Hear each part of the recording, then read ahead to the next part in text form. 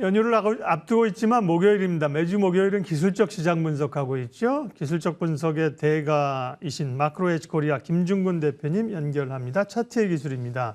대표님 안녕하세요. 네, 안녕하세요. 네. 자, 연휴를 앞두고 전반적으로는 조금 매수세나 거래 규모가 줄어든 상태인데요. 이번 주가 결국 코스피가 2,400을 내주었습니다. 네, 흐름 좀 체크해 주십시오. 예, 사실은 제가 지난주에는 나오지 못했습니다만, 지난주에 주가가 조금 반등하길래 혹시 제가 보기가 틀렸나라고 잠시 의심하게 됐습니다만은, 결국은 전 다소 좀 시장에 대해서 좀 불안하게 생각했는데, 결국은 주가가 나쁜 예감대로 밀리고 말았죠. 현재 전반적으로 중요한 지지선으로 예상되고 있던 2,400선마저 무너진 상태이고요. 그리고 이제 일목기준표 상으로 보더라도 현재 주가는 구름대 바깥으로 벗어나 있는 상황이거든요. 그러다 보니까 통상 우리가 구름대를 지지선으로 보고 있습니다만은 그 지지선마저 무너뜨린 상태이고 후행스팬으로 이미 캔들 아래로 내려간 상태이다 보니까 현재로 봐서는 당장 드라마틱하게 반등한다 하실 수 없다라고 말하기는 그렇습니다만은 아무래도 확률적으로 봐서는 구름 아래쪽으로 점점 구름과의 벌어지면서 아래쪽으로 하락폭을 좀 늘려갈 공산이 좀 더 높지 않겠나라는 우려감이 듭니다.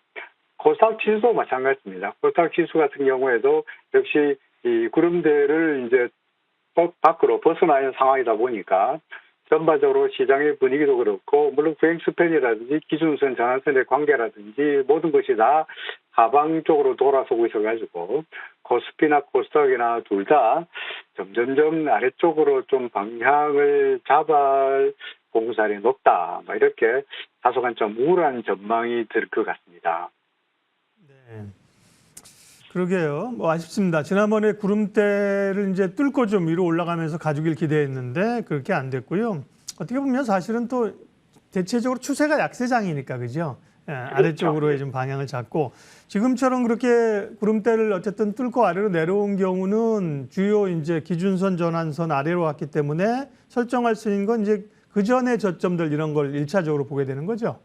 그렇습니다. 현재로 봐서는 이제 여기서 기대할 수 있는 것은 이제 소위 구름마저 무너뜨렸기 때문에 이제는 기술적 분석으로 봐서 이제 기대할 수 있는 것은 전 저점에서 계속해서 반등했기 때문에 코스닥 같은 경우에도 700 근처에서 계속적으로 710 근처에서 두 차례나 반등했기 때문에 이번에도 코스닥 같은 경우에도 710 근처까지는 설마 가겠느냐라고 생각할 수 있을 것 같고요.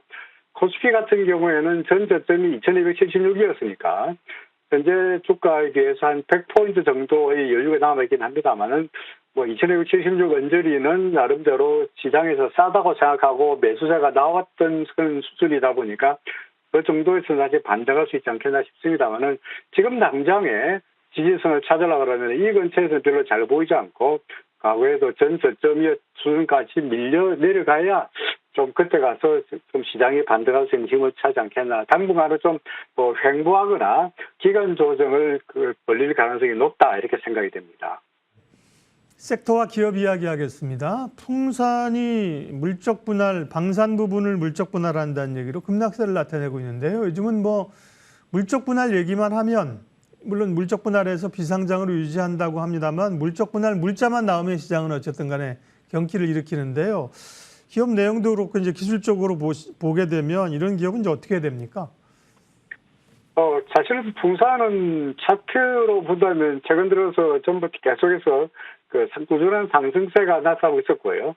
그러다 보니까 추세가 상당히 좋았는데 갑자기 재료가 하나 물적 분할이라는 뉴스가 나오면서 상당히 시장의 균형에 사실 좀 균열이 가고 있는 이런 상황이긴 합니다. 물적 분할을 발표하면서 회사에서는 새로운 신규 설립 회사에 대해서 비상장을 유지하겠다. 그러니까 주주 가치에는 변함이 없다라고 약속을 하고 있긴 합니다만은 우리 박사님 말씀하셨듯이 우리나라에서는 물적 분할이라는 말만 나와도 다소간 좀 경기를 일으키는 경향이 있고요. 또 하나는 설지영 그 회사가 비상장으로 유지된다 손치더라도 우리나라 주식시장에서 지주사가 보유하고 있는 자회사 지분이 지주사의 가치에 100% 반영되는 경우가 거의 없고 대부분 경우가 보유하고 있는 자회사의 가치에 50% 정도밖에 반영이 되지 못하는 그런 경향이 있다 보니까 결국은 알짜 회사인 방산을 떼어내고 새로운 물적 분할을 한다는 것이 주시장으로 봐서는 아무래도 부정적으로 영향을 미칠 수밖에 없지 않겠나 싶습니다. 기술적 분석으로 본다면 그래도 아직 상승세가 나타나다가 하락하긴 했습니다만은 역시 여전히 구름대의 지지가 나타나고 있는 상황이다 보니까 일단 시장의 균형은 다소간 좀 무너졌긴 했습니다만은 단박에 하락세로 바뀐다거나 이제 시장이 공사하는 상승세가 끝났으니까 비관적으로 보기에는 아직은 좀 시간적 여유가 있을 것 같아요. 그래서 구름의 지지를 기대하면서 반등을 기대하는 것이 지금으로 봐서는 오히려 나은 전략이 아니겠나 싶습니다. 예를 들어서 어제 그런 뉴스가 나왔을 때 바로 매도하지 않았더라면 2주에서 8기에는 갭도 생겼고 너무나 하락폭이 크다 보니까 반등을 기대해서 물량을 줄이든지 아니면 기준선을 넘어서 다시 상승하는 쪽을 기대하는 것이 현재로서는 가장 타당한 전략이 아니겠느냐라고 생각이 됩니다. 네. 보통 그렇게 되면 그 전에 이제 징후들이 좀 있는데요. 또 9월 며칠 전에는 뭐 주가가 급등하면서 또 대량 거래가 시키면서 오른 적도 있고 변동성이 커집니다. 지금 이제 풍산 같은 경우가 하락하면서 구멍이 갭이 생겼잖아요. 그거를 이제 그렇습니다. 김진군 대표님 책에 제가 볼 때 갭에 대해서 제일 잘 설명을 하고 있습니다. 이게 구멍이 생기면 그게 나중에 올라갈 때 그게 이제 저항선이 된다는 개념. 그렇죠. 네, 그렇게 생각하시면 되겠고요. 자, 유럽 종양학회가 9일부터 13일까지 열리군요. 제약바이오들에게 조금 모멘텀이 될 수 있는 뉴스일까요? 바이오주는 사실은 뭐 2021년 21만 하더라도 상당히 테마주로서 상승폭이 컸던 종목이었습니다만은 최근 들어서 바이오 관련주들은 지지부진한 모습을 면치 못하고 있는데 최근에 이제 암종양학회가 다시 이번에 열리면서 하나의 테마로서 바이오 관련주에 다소간 지금 외면되었던 바이오 관련주들이 테마화할 공산이 있어 보입니다. 하지만 항상 그동안의 바이오주가 잘 가다가 최근 들어서 부진했던 것은 결국은 기대감에 비해서 보여주는 실적이 강력하지 못했기 때문에 그것이 주가에 그대로 반영되지 않겠나 싶습니다. 그래서 물론 주가는 기대감에서 올라가긴 합니다만은 그 지속세가 지속 가능하려면 실적이 뒷받침되어야 된다고 생각되는데 그것이 추세 차트상으로 봐서 추세로 나타난다고 보여집니다. 그러니까 최근 들어서 유럽 종양학회 참가학으로 예상되어 있는 게 셀트리온이라든지 HLB라든지 또는 ABL 바이오라든지 등등의 종목이 있는데 그 종목 중에서 그래도 아직까지 추세가 살아있고 시장에서 나름대로 종양학회라든지 여러 가지 실적에 대한 기대감이 주가에 반영돼서 상승 추세로 가고 있는 종목을 꼽는다면 현재 차트상으로 봐서는 HLB가 이제 나오고 있습니다. 가장 유력한 종목으로 보여지네요. 항상 말씀드립니다만은 그야말로 단순하게 무식하게 기준선 위에 있고 구름 위에 있으면 상승세 그리고 구름 아래쪽에 있으면 하락세라고 본다면 그동안에 내래 하락세에 있다가 다소간 좀 출렁거렸습니다만은 결국은 구름 위로 올라와서 상승세가 이어지고 있다 보니까 현재 HLB에 대한 관심사는 뭐 굳이 종양학회가 아니더라도 가지는 것은 괜찮아 보입니다만은 그거 외에 다른 종목들의 경우에는 이제 어떤 종목은 구름 아래로 떨어지는 종목이다 보니까 그런 종목은 당분간은 좀 주가가 다시 상승 추세로 돌아올 때까지는 기다리면서 관망하는 것이 어떻겠느냐. 지금으로 봐서 종양학회와 관련된 종목이라 그러면은 HLG를 가장 탑픽으로 꼽고 싶다. 이렇게 말씀드리고 싶네요. 여전히 외환시장이 걱정인데요. 환율 흐름 한번 체크해 주시고 전략 관심주까지 쭉 이어서 얘기를 좀 해 주십시오. 네. 달러의 원화 환율은 좀 전에 또 우리 계속해서 방송에서 다루고 있긴 합니다만은 위쪽으로 뚜렷한 저항선이 보이고 있지 않습니다. 현재 어제 1488원까지 갔다가 오늘은 다소간 좀 주춤거리고 있긴 합니다만은 대장 초반에 하락세가 거의 다 만회하고 있는 모습이기도 하죠. 현재 1488원은 과거로 돌아간다면 2008년도 서브프라임 위기 당시의 환율과 거의 비슷한 수준이고요.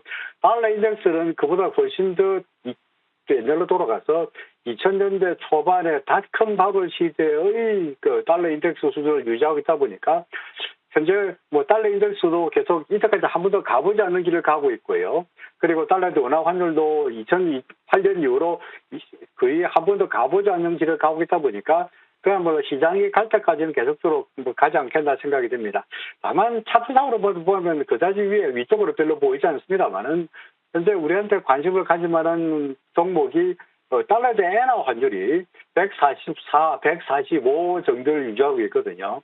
뭐 과거의 일이긴 합니다만은 엔화 대 원화 환율이 비례되게 10대 1 정도가 되니까 그렇게 본다면 1,400원 이상 가는 것도 충분히 가능하지 않겠나라고 보여집니다. 그러니까 현재는 달러 대 원화 환율의 경우에는 여전히 위쪽으로 열어놓고 싶다. 그렇게 말씀드리고 싶네요. 관심 종목은 사실은 요즘 같은 시장에서 참 꼽기가 어렵습니다만은, 잘못 나왔네요. 최근 들어서 자동차 관련주에 대한 관심사가 상당히 높아지다 보니까 저는 이번에 그 관심 종목이라면 대원산업, 자동차 시트 만드는 회사인데, 보다시피 차트상으로 봐서 꾸준한 상승세가 나타나고 있고, 뭐 현대차나 기아차나 전방 산업의 실적도 호전으로 예상되다 보니까 대원산업을 관심으로 꼽고 있습니다. 목표치는 더 올라간다면 6,500원 전고점 수준까지도 바라보실 것 같은데 예측이 틀려서 하락한다면 기준선 무너뜨리는 5,700원을 손줄로 잡는다면 뭐 좋은 투자가 되지 않겠나라고 생각이 됩니다. 네, 차트의 기술 마크로에치 코리아 김중근 대표님 함께했습니다. 고맙습니다. 네, 고맙습니다. CNB 여기까지 하겠습니다. 연휴가 들어가는데요. 뭐 연휴 동안에 고민들은 있지만 잘 쉬시고 또 포트 재정비하시고 연휴 지나고 다시 뵙겠습니다. 함께해 주신 여러분 고맙습니다.